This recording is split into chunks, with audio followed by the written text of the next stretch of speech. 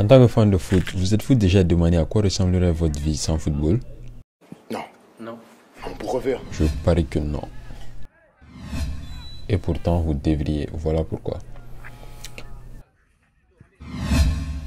Quand on parle de football, on parle de près de 5 milliards de fans dans le monde. Quand on parle de football, on parle de dizaines de stars. Et surtout, quand on parle de football, on parle de centaines de matchs par saison. Justement, les matchs. Les centaines de matchs, et si c'était ça le problème? Sans parler du fait de la surcharge de matchs pour les joueurs, parlons plutôt des effets sur les supporters que vous êtes, que nous sommes. Et oui, je suis aussi un fan de foot. Vu les bénéfices générés par les tickets de match, mais surtout par les retransmissions télévisées, tout semble être mis en place pour ne pas laisser filer les supporters, pour ne pas te laisser filer. Pendant la Coupe du Monde, on a en tout un total de 64 matchs qui sont joués. Pour une personne ayant regardé tous les matchs, en prenant en compte bien sûr les matchs de la dernière journée de poule qui se jouent en même temps, mais sans compter d'éventuelles prolongations ou de temps additionnel, ceci correspond environ à 84 heures de match en un mois, soit l'équivalent de 3 jours et demi passés devant la télé. C'est terrible.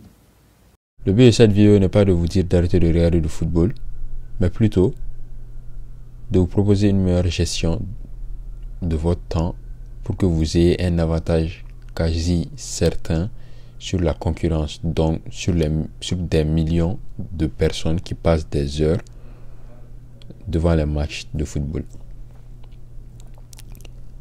Ce que je vous suggère, c'est de ne choisir au maximum qu'un match par semaine que vous regarderez et donc de faire abstraction de tous les autres matchs. Vous pourrez vous rattraper en regardant les résultats finaux ou en révisionnant les moments forts sur YouTube.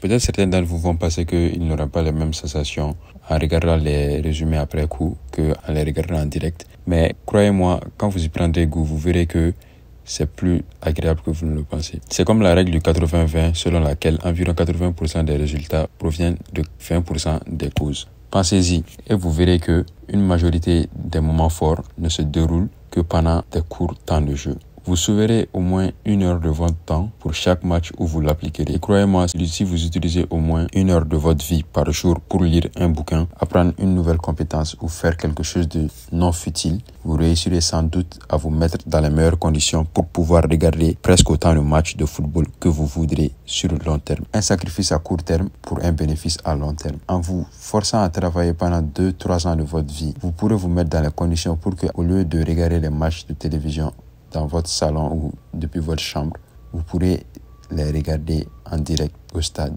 parce que vous vous seriez donné les moyens pour avoir ce privilège. Ce n'est pas parce que la société a normalisé un phénomène que vous devez y adhérer sans réfléchir. Et rappelez-vous, la vie est un jeu d'échecs et votre adversaire est le temps. Si vous hésitez avant d'agir ou si vous n'agissez pas assez vite, vos pions seront balayés du plateau par le temps. Vous jouez contre un adversaire qui ne tolère pas l'indécision.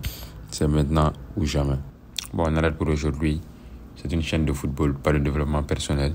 Si vous avez aimé, abonnez-vous et on se dit à la prochaine vidéo. Peace.